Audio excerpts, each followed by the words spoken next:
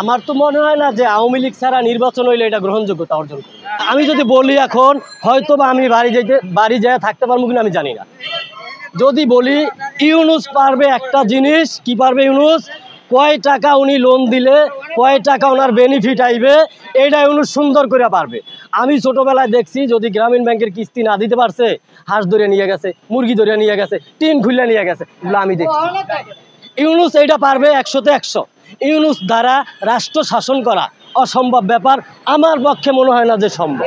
বাংলাদেশ স্বাধীন হয়েছে সম্ভবত আমার হয়তো, আমি যেটা যতটুক জানি হয়তো 52 বছর, 52 কি 53 বছর, 53 বছর।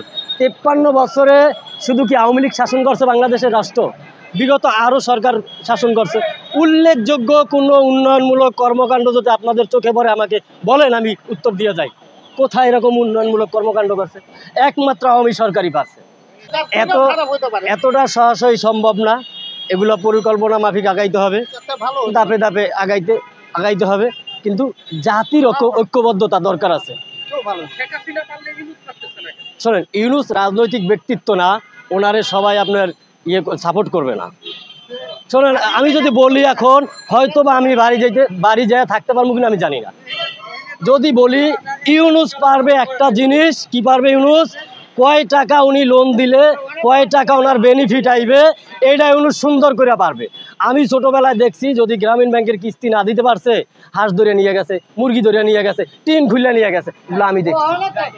ইউনূস এইটা পারবে 100-তে 100। ইউনূস দ্বারা রাষ্ট্র শাসন করা অসম্ভব ব্যাপার, আমার পক্ষে মনে হয় না যে সম্ভব। আমরা একটা আদর্শ সরকার চাই। আমার তো মনে হয় না যে আওয়ামী লীগ ছাড়া নির্বাচন হইলে এটা গ্রহণযোগ্যতা অর্জন করবে। আওয়ামী লীগ তো আমার মতো রিক্সাওয়ালার দল না, আর 5 জনের সংগঠন না, 8 জনের সংগঠন না।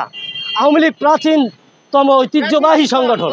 আমার দাবি না, এটা জনগণের দাবি, জন আকাঙ্ক্ষা, যে অপরাধী ব্যক্তি যাদের নামে মামলা হয়েছে এরা হয়তো নির্বাচনে আসবে না বা আসতে পারবে না। নিয়ম অনুসারে ফৌজদারি যে মামলার একটা নিয়ম বিধি নিষেধ আছে, ওই অনুসারে এরা আসবে না। কিন্তু আওয়ামী লীগরা আমার মনে হয় যে নির্বাচন করতে দেওয়াটা উচিত। পর যদি এখানে কোনো কলা কৌশল করে, বর্তমানে তো বাংলাদেশ না বহির্বিশ্ব কলা কৌশলের রাজনীতি হইলো কলা কৌশলের কথা, বুঝছেন? প্রকৃত অর্থে ভোটাধিকার প্রায় এটা রাষ্ট্রই নাই, শুধু আমাদের বাংলাদেশের রাষ্ট্রটা প্রায় রাষ্ট্রই নাই। আমরা হইলো চুক্তিবদ্ধ নির্বাচন করি, আমি আপনারা এটা বৈধতা দিব, আমার আপনি রাষ্ট্র ক্ষমতায় বসাই গেল। বর্তমানে এই পরিস্থিতি।